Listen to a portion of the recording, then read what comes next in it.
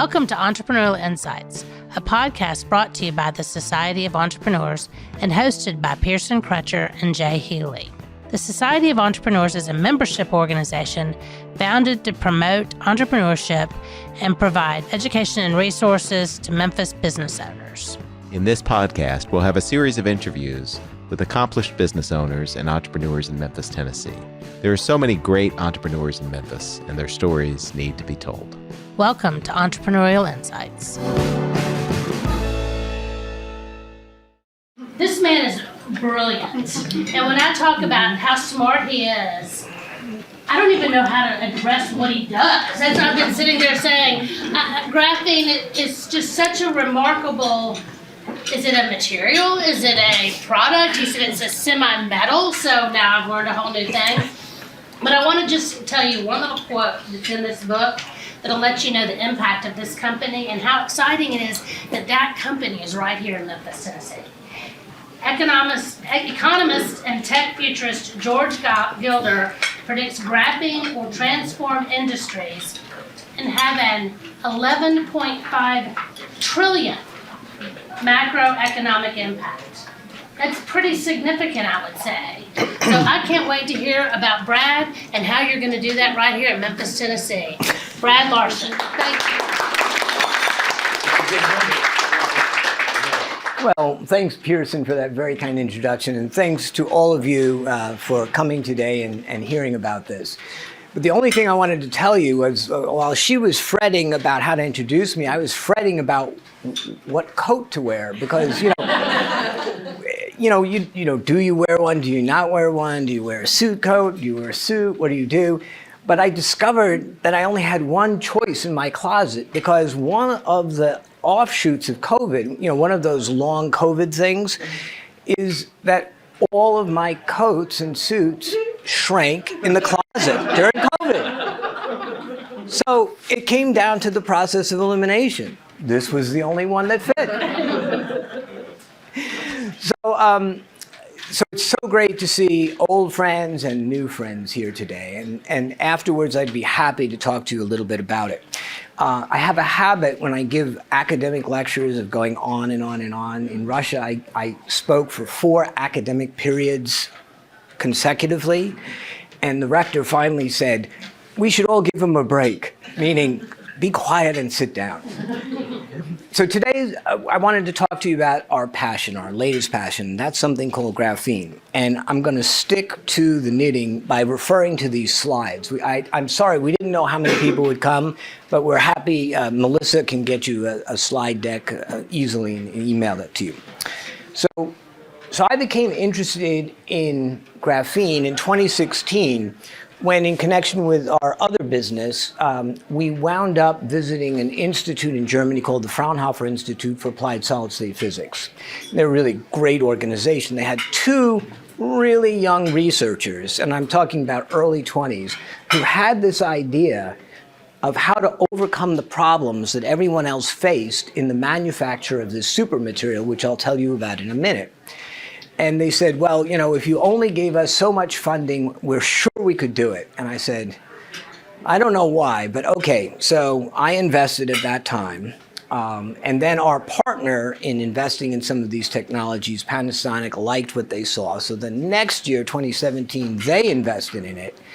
And in 2020, sure enough, these researchers in Germany were able to produce this material, graphene, in a lab, in a batch process, and I'm talking about milligrams, not anything more, but that they could do it.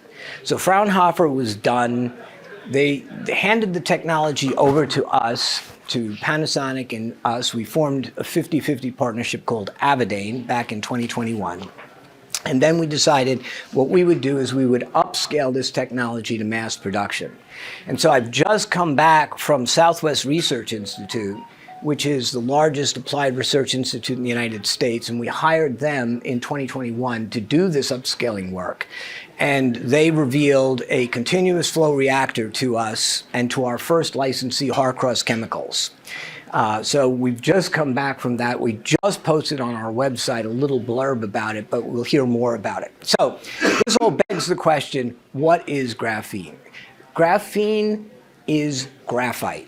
Graphite is millions of atomic layers of graphene bonded together by what are called van der Waals forces, atomic attraction. Well, graphite is really probably the most boring substance on Earth. It's pencil lead, right? But when you reduce graphene to a single atomic layer, it takes on absolutely unbelievable qualities. It has 1 million times the current density of copper. It has 1,000 times the 1,000 times thinner than paper. It has 100 times the electron mobility of copper. It's 200 times stronger than steel. And 1 gram of it could cover a soccer field. So we have to think about this in a way that none of us has ever done before. How do you create it? How do you use it? How do you store it? All new questions that are being confronted in real time by the researchers at Southwest Institute. And adding just a tiny, tiny amount of graphene can transform existing products because it's an additive material. You add it to things if you want to give them electrical conductivity, if you want to have strength. And here I have this image of 1 layer of graphene stopping a bullet. And so one of the uses is, of course, in body armor. Graphene was first isolated in 2004 by these 2 fellows who were researchers at Manchester University in the UK. That was the first time that anyone had been able to measure what graphene is or could be. Theoretical physicists had discussed it for a long time. It was even on the Big Bang Theory. But these fellows did it, and it won them the Nobel Prize in Physics in 2010. And at that point, hundreds of companies rushed into the market to be able to create graphene. And by 2016, when I first heard about this from Fraunhofer, pretty much all of those companies had failed because they were unable to prevent the bonding of carbon and oxygen. And that did not create graphene. It created a suboptimal material called graphene oxide. And that didn't have any of these properties and qualities. And so starting around 2016, people came into the market with different ideas and different products and different permutations of graphene. And companies began to patent this. When I first looked at this in 2017, there were 60,000 issued patents to use graphene in products. And no one was able at that point to even create graphene. So that tells you a little something about the potential market here. And of course, my friend George Gilder, I met him because Rodney Baber called me up and said, hey, come over to my house. George Gilder's here. I said, who's George Gilder? And he goes, he's the guy who told Ronald Reagan about computer chips and said they weren't like potato chips, that they were going to be really big. So Gilder is a very famous economist, and he has some newsletters that he publishes for high net worth individuals, giving them insight into technology. And so he kindly wrote about us.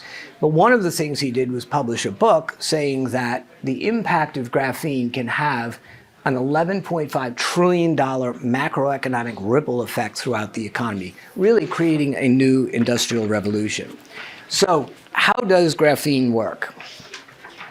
As I said, it's really just carbon that's arranged in a hexagonal lattice work.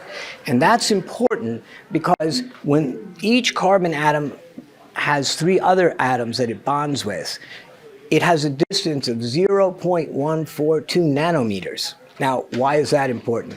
That's important because that is the precise measurement between the repulsive forces and the attractive forces in carbon, meaning that's the optimal strength that you can achieve in carbon, that carbon-carbon bond. And so what that unique honeycomb lattice does is it creates this incredible mechanical strength. The New York Times had an article in which they published a little cartoon showing that if you had an elephant that stood on top of a pencil and that pencil was pointed down at 1 atomic layer of graphene, it wouldn't break. Now, that was what an artist did, and it was very clever, and of course you really never could execute that.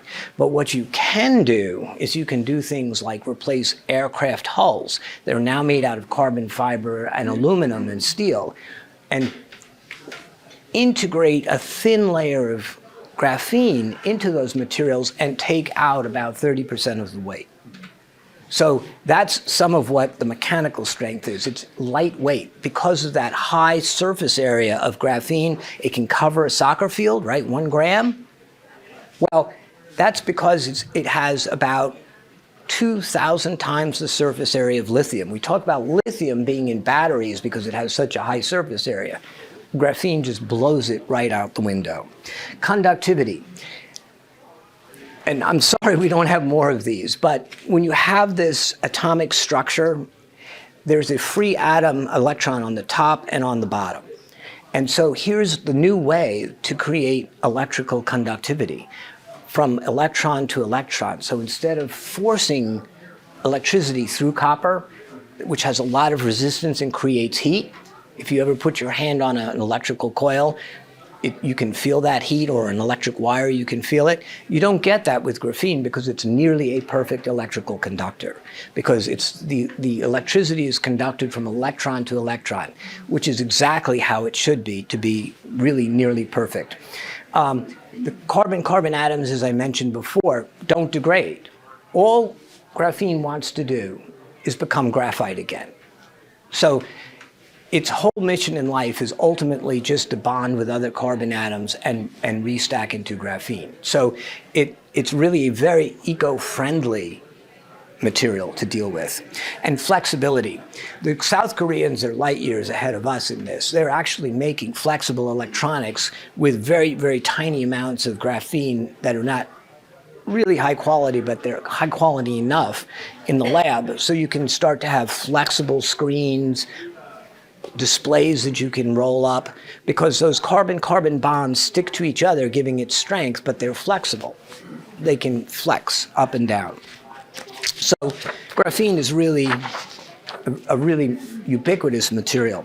And there are really thousands of uses. We're beginning to work with companies now to apply these, but in the coming years, we'll be working with many, many more. In electric vehicles, currently, the anode is the weakest link for an electric vehicle because it's made of spherical graphite, and that takes time to charge because graphite itself is not a good conductor of electricity. So you force the electricity in, it creates heat, whatever goes into the battery. Well, that takes hours. You can replace that spherical graphite, which is 30% of the weight of the battery, with 3 atomic layers of graphene and charge in minutes with no heat produced. In defense, obviously we are talking to, and have been for some time, the Department of Defense for use of graphene in drones, in electronics and antennas. And so I think you'll see in the next few years a big migration at the Department of Defense to use graphene as a go-to material in many different things, including ballistic protection. In renewable energy, the late Dr. Gruen, who was a survivor of Auschwitz, and he died just after he turned 100, worked at Argonne National Lab. And he demonstrated that using a suboptimal material of graphene, which was all he could get, he increased from 17% to over 50% the light to electricity conversion efficiency of his solar cell. So he and I were corresponding about using our graphene in a test, and that's one of the things that we need to do. But whoever develops first and patents the use of graphene as a conductive material in a solar cell is going to transform renewable energy. And filtration. We are now working to use graphene as a filter medium in a membrane, because actually water can pass through that six-sided carbon atom, but virtually no pollutants can, including salt. So the Australians have demonstrated on a small scale that they can convert seawater into fresh drinking water using graphene. So the competitive landscape seems really, really intense, but it isn't. There are literally hundreds of companies making suboptimal materials that they call graphene. But we can demonstrate why it isn't. The first and foremost reason is that it has to be 10 atomic layers or less. And that is very, very difficult to achieve, and especially to have a consistent product and material that's 10 atomic layers or less. The next most important thing is to have no defects. Carbon wants to bond with oxygen whenever it's processed. And that creates a carbon-oxygen bonded molecule that deprives the graphene of all of the qualities we've been talking about, because that free electron is not there, it's bonded to oxygen. And then lastly, and the fact that I think will be the most definitive for Avadain's success, is that the larger the graphene flake size, the better the strength and the better the electrical conductivity. The German company Bosch published a 3-year study showing that when you get graphene in tens of microns in lateral flake size, it is extremely good at conducting electricity, and the smaller it gets, the more difficult it gets. I won't go into the reasons for that here, but happy to talk about it afterwards. Avadain has the only known technology to create large, thin, and nearly defect-free graphene flakes. And when we deal with materials like graphite, we have to say nearly defect-free. It's way above 99.9%, but it will never be 100%. So we have nearly defect-free. And so what keeps me up at night, which is what all investors ask me, is getting to the market before anybody else can have this part of the market for high-performance graphene, because that's where we believe the high value is. Now, I've been talking about other materials, and I won't go into this, but we start with graphite on the low end of the scale, and then we have our graphene on the high end of the scale. And these are materials that are currently used in the market because they were easier to process and make. So we reckon that of the total market for graphene, about 10 to 15% will be for large, thin, and nearly defect-free flakes. So we're not out to own the whole graphene market by any chance. That would be an enormous task. But we are out to try to gain and dominate the high-end market. So, one of my jobs as CEO is to be perpetually raising capital, waking up in the middle of the night rehearsing my pitch.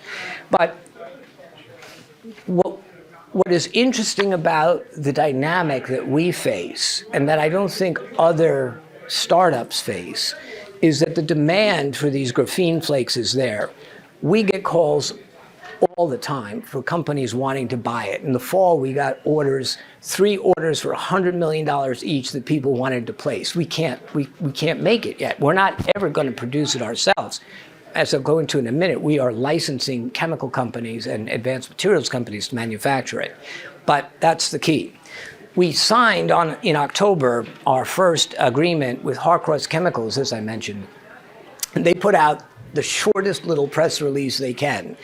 And we both agree that was a huge mistake because their customers and new customers called them up wanting to place orders. So there's absolutely no doubt that there is strong market demand that it will take years to meet. And so here's Harcross fretting about how we do this. We just came back. They just saw the continuous reactor on Tuesday when it was unveiled by our partners at Southwest Research Institute. We now have a go-forward plan to build the first pilot production plant. It will be installed in the 3rd quarter of this year. Maybe it might bleed over into the 4th quarter, but the goal is to try to get it installed in the 3rd quarter. And my other goal is to try to get 3 more manufacturers signed up this year. So how do we go to market?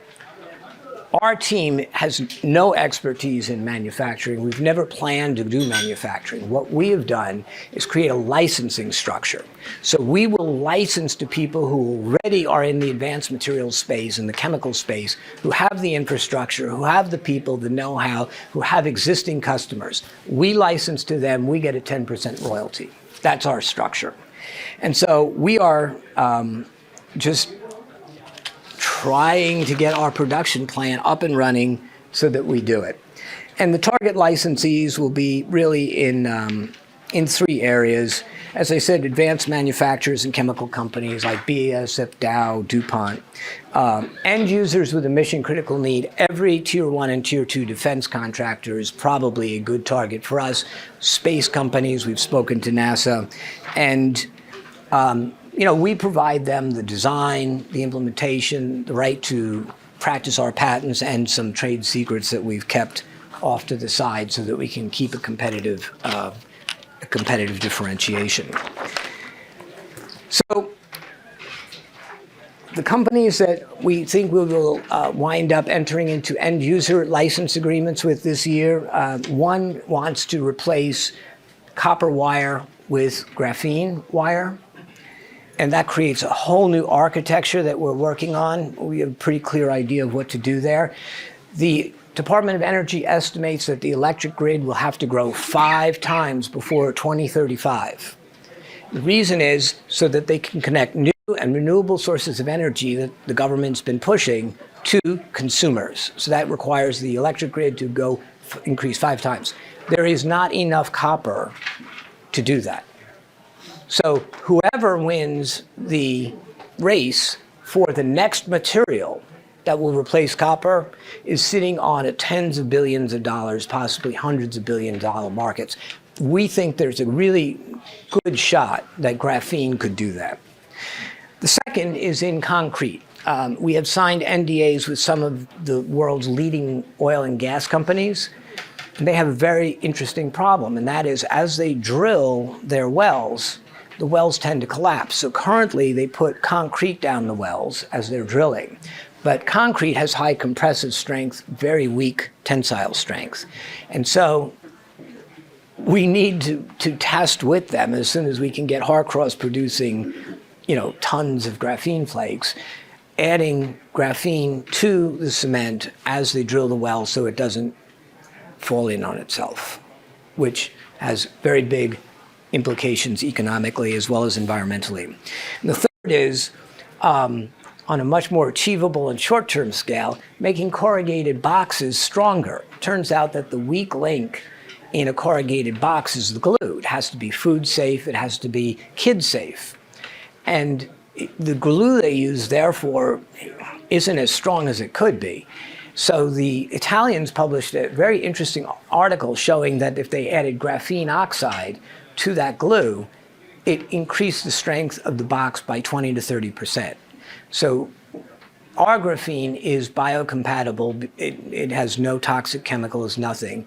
So we believe we can add a tiny, tiny amount of our graphene and increase by as much as half the strength of the corrugated box.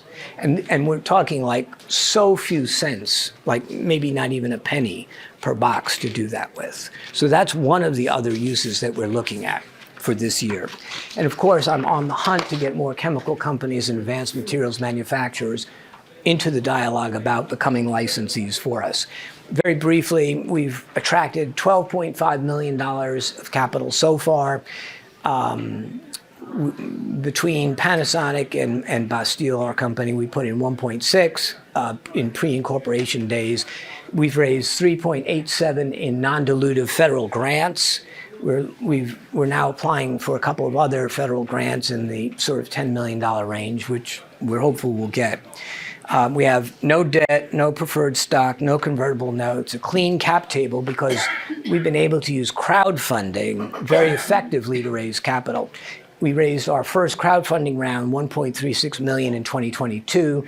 Last year, we actually capped out. We maxed out on our offering at $4.5 million. And 277 investors tried to invest after that. So we opened up a $1.5 million private placement, which is the only opportunity that we have open today, of which we've got in about $700,000 into the 1.5. So, and then I should mention that a clean energy renewable investment fund in New York has reached out to us. It's funded by Larry Page, Google, Bill Gates, and a couple of other people. So they've approached us. We are in due diligence for a Series B with them. And we've tried to earmark that for $10 million, which hopefully that will happen sometime this summer. So our exit strategy, very simple. We get a 10% royalty. We want to have 10 manufacturers. We believe that by 2028, we'll have $200 million in annual recurring revenue from license fees. At that point, we think we become a viable target for acquisition because it's the beginning of the proverbial hockey stick. We think somewhere between a 5x, 15x return acquisition price based on the recurring revenue would be appropriate. So somewhere between $1 and $3 billion as an exit strategy. And so,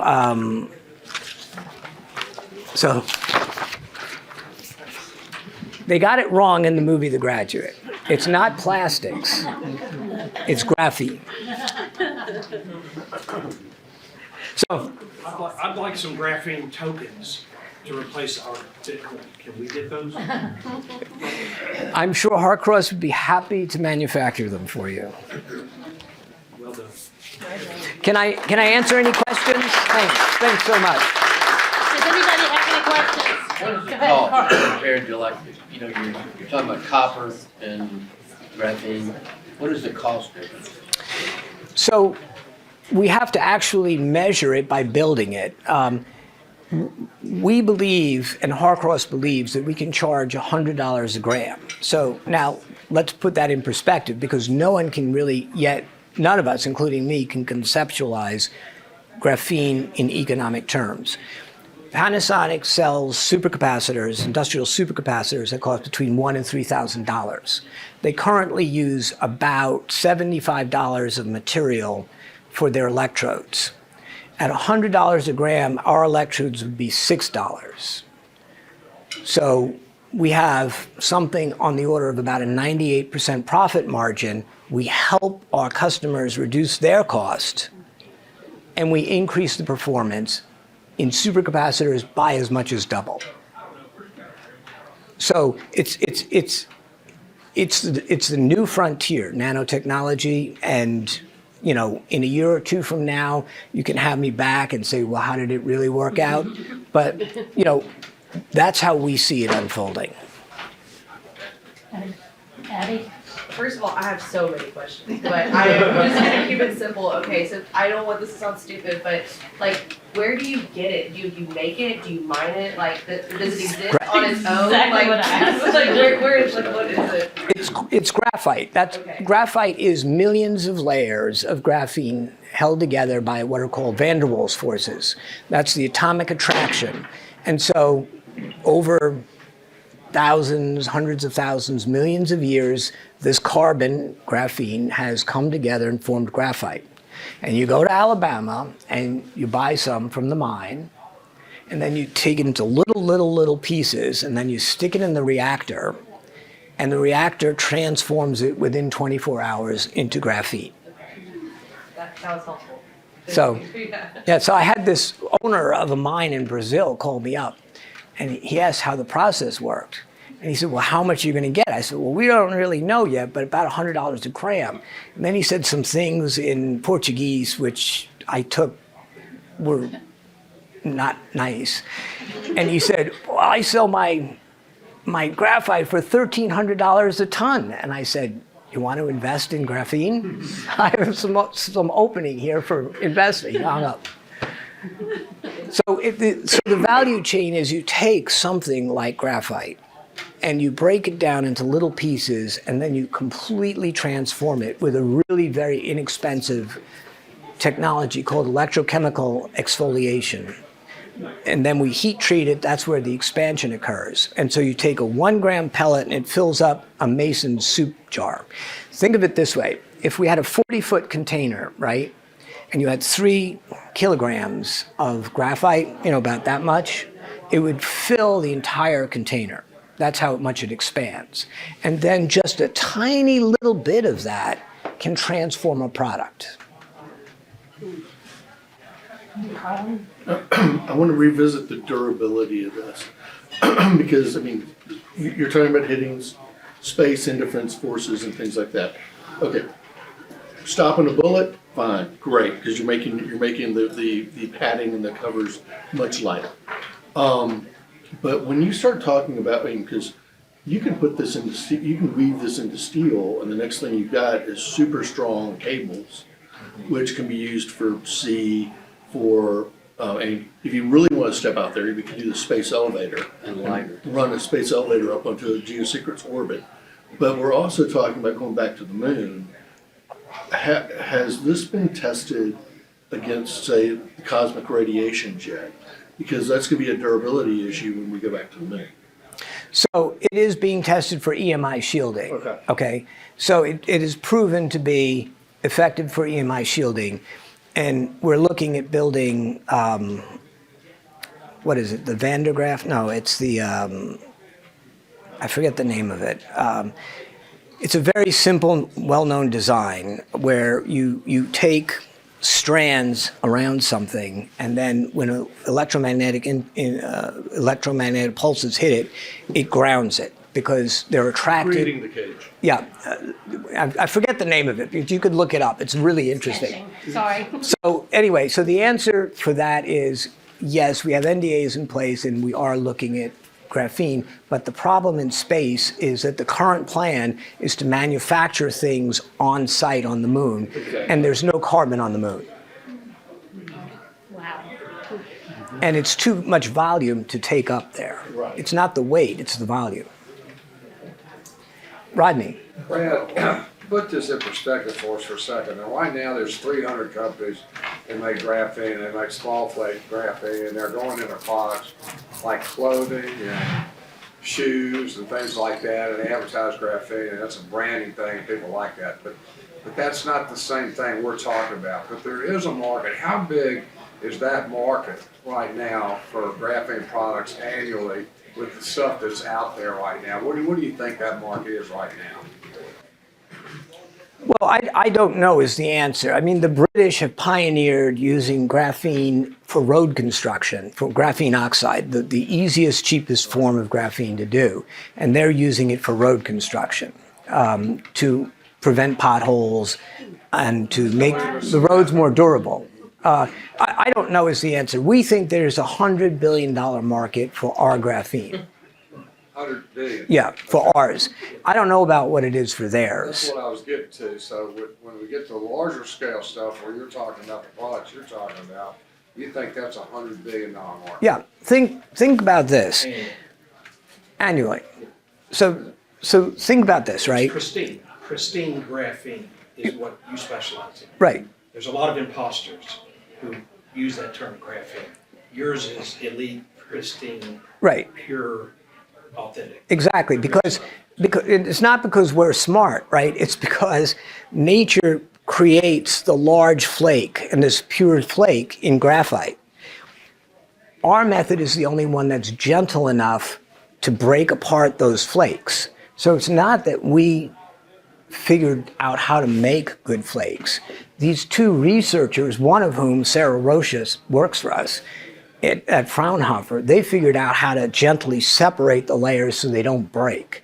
That's what everybody else's technology does. It breaks, well, those that come from graphite, and I won't even go into the other method of doing it altogether. We can discuss that some other time. But ours just gently separates the flakes, and then we harvest that large size. That's the aha moment that Fraunhofer had, and that's the whole basis of what our technology does. One more. So if I wanted to invest in it, what's the minimum amount I can get in on this on the ground floor?